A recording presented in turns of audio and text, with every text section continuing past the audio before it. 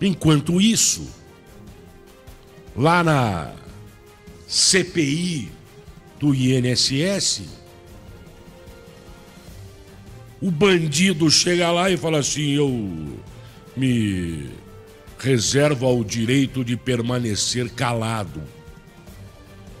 Quantas pessoas que roubaram bilhões de reais do INSS estão soltas? Não foram presas. Essa vergonha. Roubaram de aposentados, dinheirinho suado do aposentado. E tem gente grande nisso aí.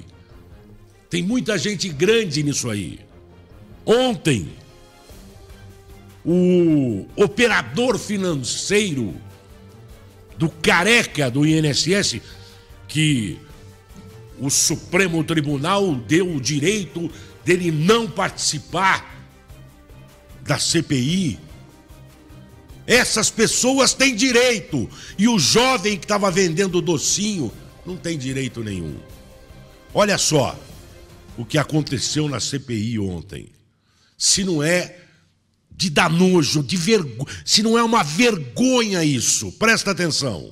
Também chama a atenção, o senhor recebia 70 mil reais por mês, mas vive de aluguel, tem um carro de 220 mil e que tem 300 mil na poupança. O que o senhor fazia com... O senhor dava para alguém uma parte desse valor que o senhor recebia, de 70 mil reais por mês? Me reservo o direito a ficar em silêncio com relação a essa pergunta. O que nos causa também uma impressão muito negativa é ver que a sua evolução patrimonial, que até 2022 era razoavelmente... Se bem que 2021 já demonstrava uma mudança. Depois teve movimentações, são a barra cinza, muito maiores do que aquilo que o senhor declarou. Por que as suas movimentações bancárias eram tão maiores nas suas contas em relação àquilo que o senhor declarou? Qual ano? Principalmente 2023, com 347 mil declarados no IRPF, evolução patrimonial de 278, e em 2024, 500 mil para rendimento declarado, evolução patrimonial, e quase 2 milhões de movimentação. Como o senhor explicaria isso? Com base na remuneração que eu recebia junto...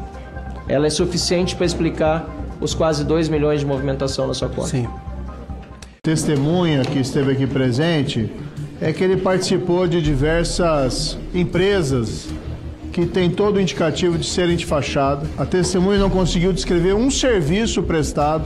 Ainda assim, ele passou milhões de reais para empresas. Uma delas que tinha aqui por sócio a esposa do Procurador-Geral de Benefícios do INSS, que inclusive é investigado por ter facilitado essa fraude contra os aposentados. Enfim, eu acho que existem elementos, né, secundando o próprio relator, para que se postule a prisão preventiva, porque aqui, com todo respeito à testemunha, aqui é uma lavagem de dinheiro, uma simulação de prestação de serviço para praticar um estelionato contra os aposentados e pensionistas desse país com fraudes documentais praticadas em série. Então, há um risco igualmente, não só à ordem pública, mas à investigação e instrução do processo. Colegialidade, razão pela qual a imputação da condição de investigado ou testemunha a determinada pessoa decorre de uma decisão colegiada, jamais da posição isolada de um ou de mais membros.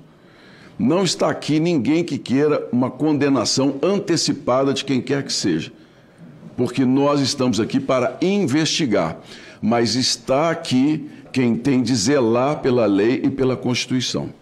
O que nós vimos hoje, o Brasil assistiu, é mais uma vez o silêncio de quem conhece, sabe como funcionou e não quis trazer informações quando foi perguntado sobre o maior esquema de roubo dos aposentados no Brasil. Nessa comissão, nós vemos aqui, a todo momento, o depoente tentando não dar informações corretas a este parlamento, esconder documentos, fugir das respostas e, muitas vezes, ocultar a verdade.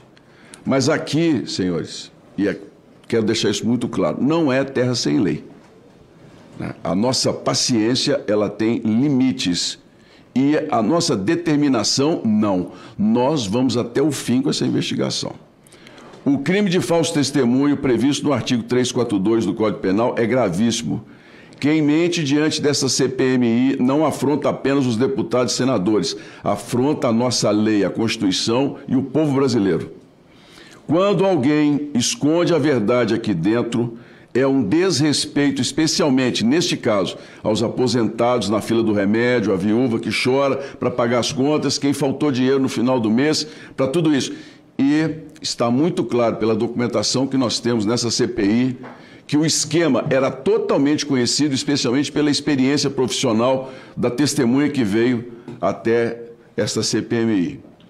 Por isso, essa presidência encaminhará imediatamente o pedido de prisão e as representações criminais cabíveis contra a testemunha. Está registrado em ato o comportamento do depoente nessa CPMI. Diante das mentiras constatadas, das contradições flagrantes, da ocultação de documentos, está caracterizado o crime de falso testemunho. Na condição de presidente desta Comissão Parlamentar Mista de Inquérito, diante do flagrante delito, eu neste ato dou voz de prisão ao depoente por crime de falso testemunho contra essa CPMI. Determino, Vossa Excelência não pode mais se manifestar, senhor advogado, agora só nos autos. Determina a Polícia Legislativa do Congresso Nacional que proceda imediatamente à condução do preso com todas as garantias constitucionais e que seja comunicado à autoridade judicial para as devidas providências. Essa CPMI, e aqui eu vim pautando ponto por ponto, não será instrumento de blindagem de ninguém. Essa CPMI vai até o final, doa a quem doer. Quem rouba do aposentado, rouba do Brasil. E aqui, meus amigos, quem mente vai pagar o preço. Polícia Legislativa que se cumpra as decisões dessa casa. Não, Excelência, o senhor não pode mais se manifestar, só nos autos agora. Nada mais havendo a tratar, agradeço a presença de todos e declaro encerrada a presente reunião, convidando-os para a próxima a ser realizada 25/9, para o oitivo do senhor Antônio Carlos Camilo Antunes, conhecido como Careca do INSS. Muito obrigado a todos. Esse cidadão participou efetivamente de crimes gravíssimos contra aposentados e pensionistas, continua na impunidade, continua praticando crimes, se encontrando com outros investigados e que isso só seria suficiente para esses depoimentos estarem sendo acobertados e combinados. O poder político escondido um dia vai aparecer, mas só vai aparecer se essa CPMI tiver a coragem de enfrentar esses que meteram a mão no dinheiro dos aposentados. Portanto, diante dos pressupostos e fundamentos da prisão preventiva, principalmente a aplicação da lei penal e garantia da ordem pública para evitar a fuga e a prática de novos crimes e pelo flagrante do crime de ocultação documental, diante de uma investigação em curso, peço a Vossa Excelência, com a aquiescência dos demais membros desta CPMI, a decretação da prisão preventiva para ser direcionada esta para o Supremo Tribunal Federal e a decretação da prisão em flagrante pela ocultação dolosa de documentos importantíssimos à investigação.